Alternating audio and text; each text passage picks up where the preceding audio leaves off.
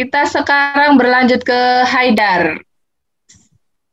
Mana nih satu-satunya yang ganteng di sini?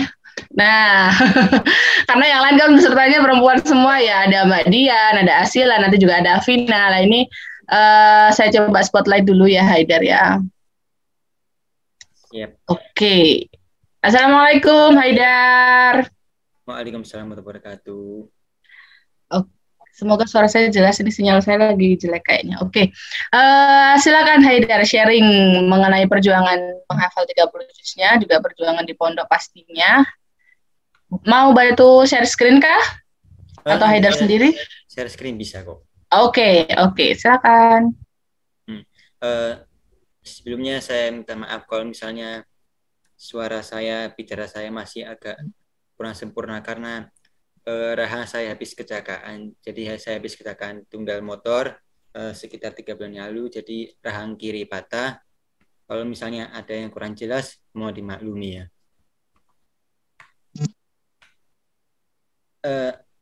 Assalamualaikum warahmatullahi wabarakatuh. Selamat malam Bapak Ibu semuanya. Alhamdulillahirabbil alamin wassalatu wassalamu ala Rasulillah. Pertama-tama terima kasih atas kepada Bu Sinta dan Pak Kutomo atas undangannya untuk mengisi acara ini, atas kesempatannya ini. Terima kasih banyak. Kedua, untuk semua orang tua yang hadir di sini, terima kasih sudah mau menyempatkan waktu untuk hadir di acara ini. Perkenalkan, saya Ali Haidar, biasanya dipanggil Haidar, tapi kalau di kampus saya dipanggil Ali. Nggak tahu kenapa kok bisa dipanggil Ali. Ya orang-orang memang macam-macam ya. Nah, untuk saya izin share screen.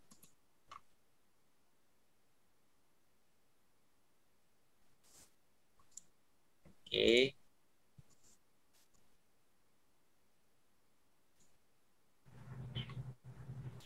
Apakah jelas? Oh, iya. Maaf Haidar, suaranya kurang keras sedikit.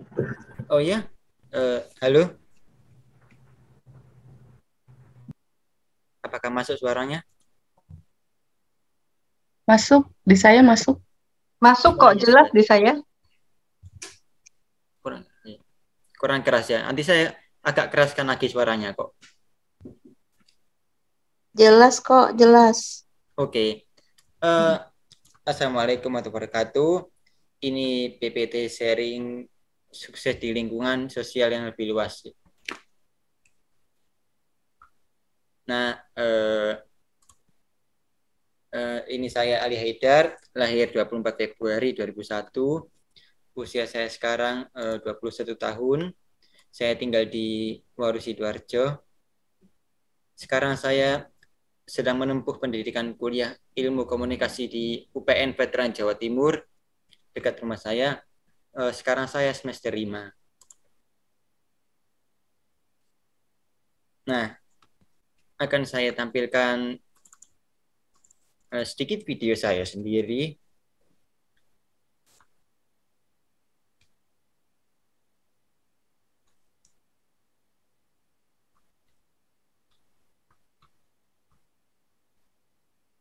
Apakah terlihat YouTube? Iya, sudah muncul. Daun jeruk asli, pedasnya nggak cukup satu. Waktunya bikin banyak cerita bareng bonus TikTok dari hari pertama aktivitas. Akses apa enggak? Ya.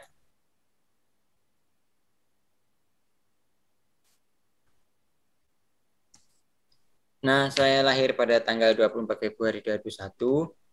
Ini ada sedikit video. Saya mengalami gangguan pendengaran berat di kedua telinga, 110 dB no respon di kedua telinga. Pada saat usia 8 bulan, orang tua saya memutuskan untuk memberikan saya ABD. Karena pada saat itu saya baru diketahui kalau saya tidak mendengar. Pada saat itu ceritanya, saya lagi berlibur dengan keluarga mama saya. Nah, pada saat itu saya dan sepupu saya yang sebaya dengan saya itu tidur, kemudian ada suara petasan, kembang api. Tapi sepupu saya nangis, kaget dan nangis, sedangkan saya tidak kaget dan saya tetap tidur pulas. Nah, setelah itu nenek saya lapor ke papa saya dan mama saya. Nenek saya bilang, "Duh, anakmu ini kok anteng ya? Kok dengar suara kembang api kok nggak nangis?" gitu. Nah, dari situlah timbul curiga kalau saya tidak bisa mendengar. Akhirnya saya diperiksakan dan hasilnya keluar 110 dB no respon di kedua telinga saya.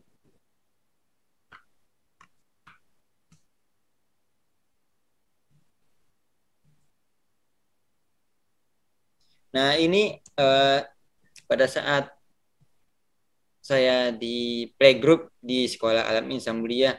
Kalau nggak salah saya satu sekolah sama anaknya Bu Sinta yang namanya Arda.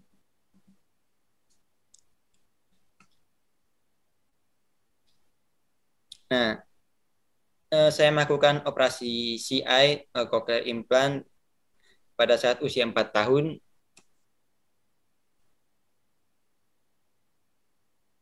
Nah, ini ada foto-foto saya setelah operasi ya. Ini saya sama mama saya sendiri. Nah, ini Pak, proses terapi.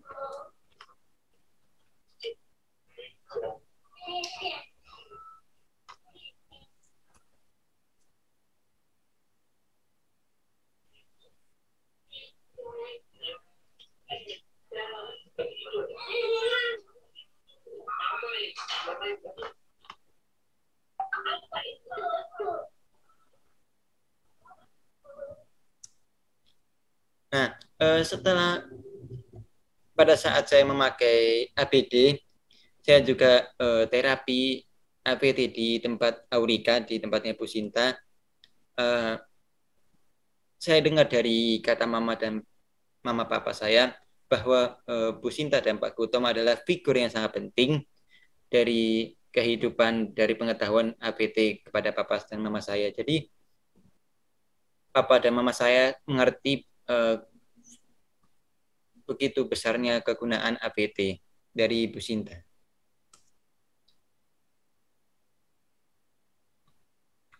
Nah, ini foto saya pada saat kelas TK. Nah, ini saya lulus dari TK dan alhamdulillah setelah operasi umur 4 tahun ya, usia 4 tahun, saya melakukan terapi bicara selama 1,5 tahun. Alhamdulillah dalam periode emas kalau setelah operasi itu 2 tahun. Alhamdulillah saya dalam waktu 1,5 tahun itu selesai lancar berbicara. Seperti seusianya.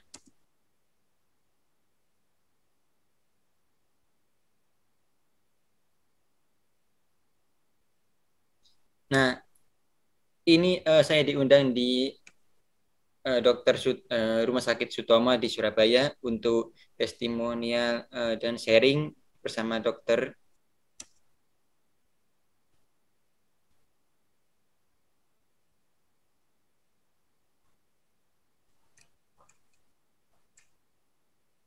Saya lulus dari SD tahun 2013 di Saim.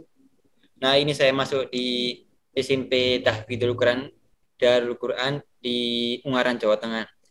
Pada saat itu, setelah saya lulus SD, saya itu pertamanya itu melanjutkan SMP di Sekolah Alam Insan Mulia Surabaya yang di tempat saya SD di situ. Kurang 2 minggu sebelum ujian nasional, saya tiba-tiba kepengen mondok. Nah, saya memberitahukan kepada orang tua saya dan orang tua saya kaget. Dan juga orang tua saya mempertanyakan keputusan saya dan juga mendukung keputusan saya. Akhirnya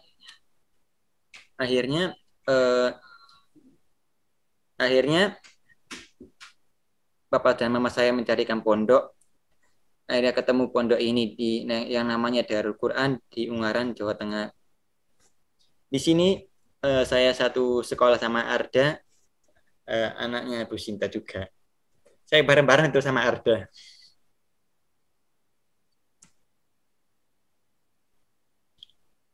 Nah, ini pada di saat di daku Darul Quran.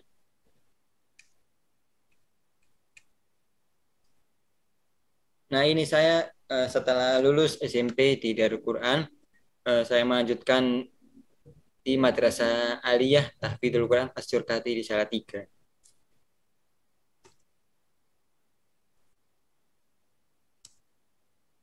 Nah, saya diundang untuk mengisi testimoni di Pito di Makassar tahun 2017, salah satu the biggest photology event in Indonesia.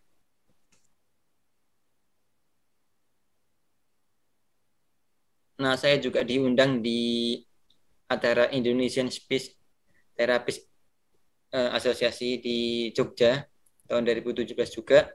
Saya diundang untuk menjadi pembicara juga di sana.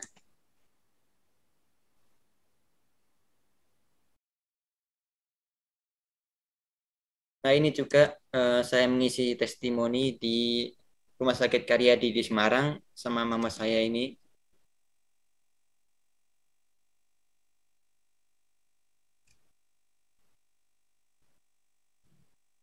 Saya sangat enjoy dengan kehidupan saya sendiri.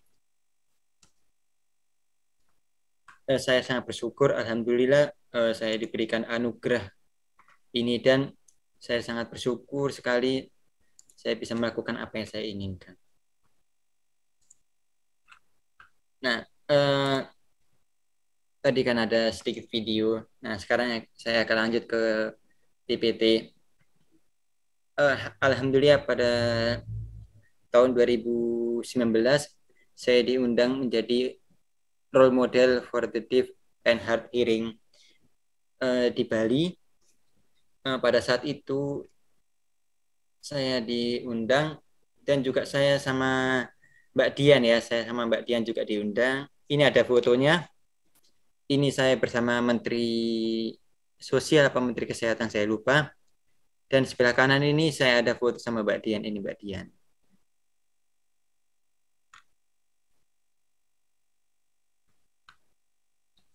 Kemudian saya juga diundang pada tahun 2019 di Third International Conference of Deaf Muslim. Nah, apa itu International Conference of Deaf Muslim? Nah, jadi ini adalah organisasi Muslim Tuli tingkat internasional yang bernama Global Deaf Muslim yang berpusat di Amerika Serikat. Nah, sejak berdirinya Global Deaf Muslim ini sudah beranggotakan 50 negara di seluruh dunia dan juga telah menyelenggarakan 2 konferensi internasional. Pertama dilakukan di Qatar 2013 dan yang kedua di Malaysia untuk membahas tentang segala upaya yang bisa disediakan pengetahuan tentang agama Islam kepada kaum tuli maupun hard of hearing yang merupakan bagian dari komunitas Islam. Nah, pada tahun 2019 alhamdulillah ini dilaksanakan di Jakarta dan saya diundang, alhamdulillah. Setelah dari Jakarta belum ada, soalnya kan habis lockdown ya, ada COVID, jadi semua kegiatan pendengaran di close dulu. Alhamdulillah saya dicatat oleh MURI sebagai salah satu sebagai penyintas tunarungu pertama penghafal Al-Quran. Jadi ceritanya pada saat itu saya lagi di pondok, lagi ngaji biasa, tiba-tiba ada telepon dari papa.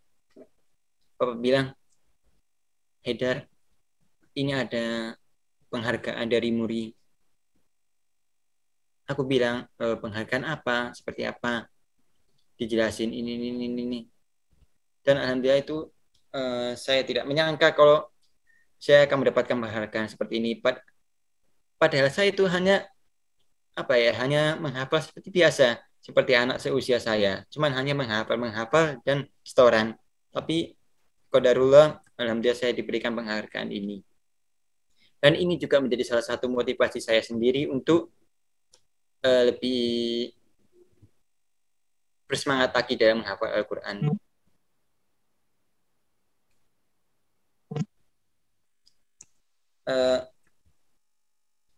Saya juga diundang, kalau nggak salah tahun ini apa tahun kemarin, di Surabaya dalam acara World Hearing Day. Saya diundang oleh Suara Surabaya Radio untuk mengisi acara tersebut. Ini ada foto-fotonya. Kemudian saya juga diundang di Suara Muslim. Nah, ini adalah foto saya pada saat saya mondok di Madrasah Aliyah di SMA. Nah, saya ini bersama dengan teman-teman saya bersyukur sekali saya memiliki banyak teman-teman meskipun dari berbagai macam daerah. Dan semua teman yang saya kenal itu sangat baik kepada saya. Dan mereka sangat respect kepada saya. Ini saya ada foto bersama sahabat saya dan teman-teman saya. Ini saya dengan adik kelas saya dan teman-teman saya. Yang pakai baju putih. Ini saya dengan angkatan saya sendiri. Dan yang sebelah kiri bawah, saya juga melakukan mendaki Gunung di Merbabu. Ini ada fotonya. Jadi dengan adanya gangguan pendengaran itu memakai alat bantu dengar, memakai implan itu tidak menghalangi hobi saya sendiri. Saya bisa melakukan apa yang saya inginkan. Saya bisa bersosialisasi dengan teman-teman saya. Saya bisa melakukan apa yang teman-teman saya lakukan. Nah, ini kegiatan saya pada saat kuliah. Yang sebelah sini, ini pada saat kelas. Yang memakai seragam, itu saya mengikuti kegiatan seperti ekstrakurikuler laboratorium TV. Jadi saya ikut masuk ke dalam broadcasting TV. Nah, ini sebelah kiri, ini adalah saya habis produksi tentang komunitas. Kemudian ini foto saya sendiri. Yang paling bawah ini saya bersama kru Lab TV di UPN.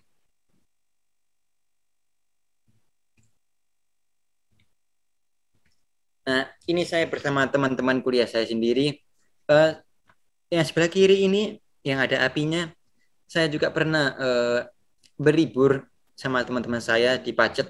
Saya menginap 3 hari 2 malam kalau nggak salah. Saya menginap. Kemudian yang sebelah kanan ini saya ikut tim futsal untuk mewakili angkatan saya sendiri. Kemudian yang paling bawah ini saya bisa bersosialisasi dengan teman saya, cangkruk, terus nongkrong bareng sama teman-teman saya. Dengan adanya gangguan pendengaran ini bukan berarti menghalangi kita bersosialisasi dengan teman-teman. Kita bisa bersosialisasi dengan teman-teman. Terima kasih. Oh ya, pada saat SMP, saya potong dulu, maaf. Jadi, permasalahan tentang pembulian, gesekan, ya, pada saat SMP saya mengalami. Tapi memang dari TK, dari playgroup TK, SMP, SMA, sampai sekarang kuliah, saya memiliki banyak teman saya. Pada saat SMP, Bu Sinta tahu, Bu Sinta sama Pak Gutama ini saksi. Saya pada saat menghafal, saya pada saat di SMP, di Darul Quran, Bu Sinta dan Pak Gutama tahu semuanya. Jadi, pada saat SMP saya pernah dibully. Akan tetapi, kita cari kenapa kok saya dibully. Nah, saya memahami kenapa kok saya dibully. Karena mereka ini masih kecil. Namanya anak SMP kan wajar ya. Mereka tidak paham apa yang mereka lakukan ya. Masih labil istilahnya. Masih remaja. Dan mereka ini tidak paham apa yang saya pakai di telinga saya. Dan mereka tidak paham apa kegunaan yang saya pakai. Itu pada saat kelas 1 SMP. Akhirnya bisa diselesaikan dengan secara kekeluargaan. Kemudian pada saat kelas 2 SMP, berteman baik seperti selayaknya teman-teman. Jadi permasalahan pembulian ini mereka itu tidak paham kegunaan dan apa yang saya pakai di telinga saya. Jadi saya bisa sampai berteman dengan teman-teman dengan baik. Sampai sekarang pun saya bisa saya berteman dengan teman-teman dengan baik. Mereka respect kepada saya, dan saya juga respect kepada mereka. Untuk proses penghafalan Al-Quran ya. Jadi setelah saya melakukan terapi 1,5 tahun itu selesai, kemudian saya bisa berkomunikasi selayaknya usia dengan anak-anak dengan setara usia. Saya memulai hafalan Al-Quran pada saat SD seperti biasa, anak-anak biasa ya, menghafal surat-surat pendek, Anas, Qul Huwallah, terus Al-Qari'ah, seperti pada umumnya. Kemudian saya SMP memutuskan untuk masuk pondok, kemudian saya menghafal Al-Quran. Alhamdulillah dari SMP saya menghafal 8 juz dari Al-Quran. Kemudian saya lanjut ke Madrasah Aliyah Tahfidzul Quran As-Surkati di Salatiga di Jawa Tengah. Kenapa kok saya memilih Ungaran, Jawa Tengah sebagai destinasi lanjut saya? Padahal di Surabaya, di Jawa Timur banyak sekali pondok-pondok yang bisa saya pilih, tapi saya memilih tempat itu karena saya merasa saya nyaman dengan suasananya. Tempatnya nggak panas, tempatnya dingin. Soalnya kenapa? Kalau kita menghafal Al-Quran itu, kita juga memikirkan aspek-aspek lingkungan. Jadi kalau kita menghafal di tempat yang panas, pasti kita kan nggak fokus ya. Kita kepanasan terus, kita nggak bisa adem gitu. Jadi pada saat masuk di Salatiga As-Surkati, saya menghafal dari juz 8, tapi saya ulang dari 1. Alhamdulillah pada saat di Madrasah Aliyah Tahfidzul Quran As-Surkati, saya menyelesaikan setoran hafalan 30 juz. Pada saat itu memang programnya di As-Surkati 4 tahun. Jadi tahun pertama itu adalah takhusus, yang dimana tidak ada sekolah. Jadi memang tahun pertama itu istilahnya kelas 0 lah. Jadi 4 tahun pertama kelas 0, tahun kedua kelas 1, tahun ketiga kelas 2, tahun keempat kelas 3. Nah, tahun pertama ini kelas 0 ini difokuskan untuk memperdalam agama dan menghafal Al-Quran. Nah, kemudian tahun kedua bisa lanjut ke sekolah. Saya juga sekolah IPA pada saat itu. Saya lanjut ke sekolah dan juga lanjut menghafal. Alhamdulillah pada tahun terakhir, tahun keempat, saya menyelesaikan setoran hafalan 30 juz. Terima kasih banyak. Mungkin kalau ada pertanyaan silakan ditanyakan, tidak apa-apa. Terima kasih atas perhatiannya. Terima kasih banyak Haidar atas sharingnya. SMP SMA berarti mondok ya, di mondok. Luar kota juga dua-duanya. Oke, luar biasa. Nah, Bapak Ibu semua, ini luar biasa, masih 57 peserta yang hadir, dan dari tadi masih ada yang baru masuk. Kayaknya ini pesertanya juga tertarik banget dengan tema kita hari ini. Sudah 8:30 Bu Iva, Bu Sinta juga. Afina, apakah ready? Monggo silakan yang bertanya bisa di kolom chat untuk sharing bersama Haidar juga. Mungkin Bu Sinta juga mau nambahi tentang pengalaman bersama Haidar, boleh silakan Bu, sambil saya ke Afina. Haidar, kalau saya perhatiin ya Bu Eli, Haidar adalah satu-satunya murid di Aurika yang tidak pernah bolos terapi. Luar biasa. Ya, ada papanya ya, ada Pak Eki. Jadi apapun yang terjadi, pernah hujan deras, pernah banjir, pernah papanya itu nggak bisa antar gitu ya karena harus kerja. Itu mamanya Haidar berangkat dengan taksi dan apapun dia kerjain tapi tidak pernah bolos terapi. Itu satu-satunya rekor ya di Aurika, orang yang tidak pernah bolos terapi adalah Haidar gitu. Kemudian catatan yang kedua adalah orang tuanya yang luar biasa komitmen. Selain tidak pernah bolos terapi, selalu rajin mengulang. Saya melihat sendiri pada saat Haidar dengan anak saya mondok gitu ya. Pada saat Haidar dibully, pada saat Haidar harus melakukan penyesuaian banyak hal, itu mama dan papanya tidak pernah menunjukkan di depan Haidar bahwa itu adalah sesuatu yang menyakitkan gitu ya. Saya tahu sepanjang perjalanan pulang, karena kita semobil ya, Pak Eki ya, kita semobil kalau ke Semarang nengok anak-anak. Itu saya tahu di sepanjang perjalanan itu Pak Eki itu menahan air mata, itu saya tahu banget. Saya tahu bahwa tidak mudah Pak Eki untuk kembali ke Surabaya dengan posisi Haidar yang seperti itu, tapi tidak pernah ada kata-kata terucap, aduh berat, itu nggak pernah, tapi selalu Haidar bisa, Haidar bisa, Haidar bisa. Itu kayaknya yang sangat menyemangati Haidar ya, sehingga Haidar benar-benar tangguh di dalam semua rintangannya gitu, Bu Eli. Salut deh buat Haidar. Boleh ditambahkan sedikit, Bu Sinta? Iya, silakan Pak Eki. Bapak Ibu semua, alhamdulillah, terima kasih.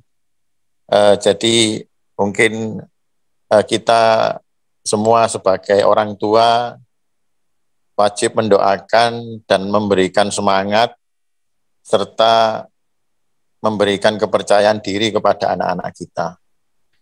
Karena kepercayaan diri kita sebagai orang tua insya Allah akan sejajar dan sama dengan kepercayaan diri anak kita.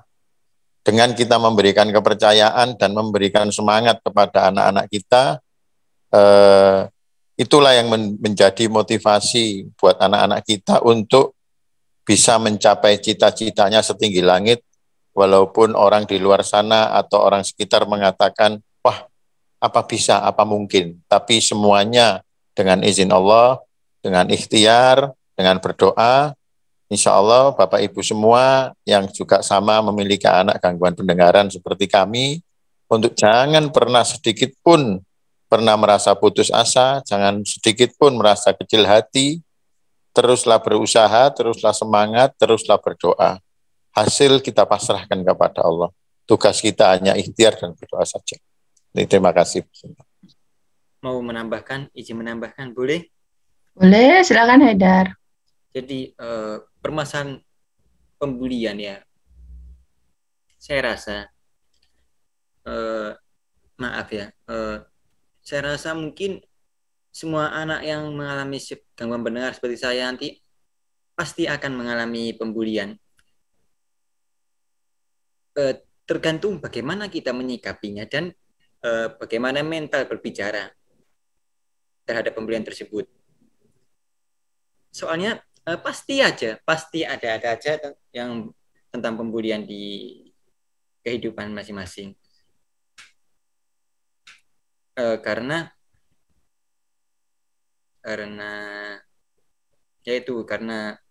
kita pasti mengalami ya, tergantung bagaimana menyikapinya, dan juga ada pepatah, dunia itu keras. Ya, jadi kita harus tahu dan menyikapinya bagaimana. Terima kasih.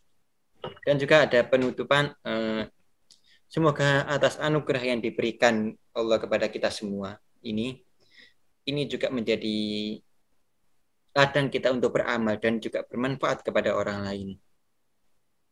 Terima kasih. Terima kasih banyak Haidar dan Papa Haidar atas sharingnya malam hari ini yang luar biasa. Insya Allah semoga bisa memberikan motivasi, kemudian inspirasi juga untuk mama papa yang lain selama membersamai putra-putrinya tersayang. Nah, yang terakhir tapi juga pasti spesial untuk Kak Afina. Apakah Kak Afina ready?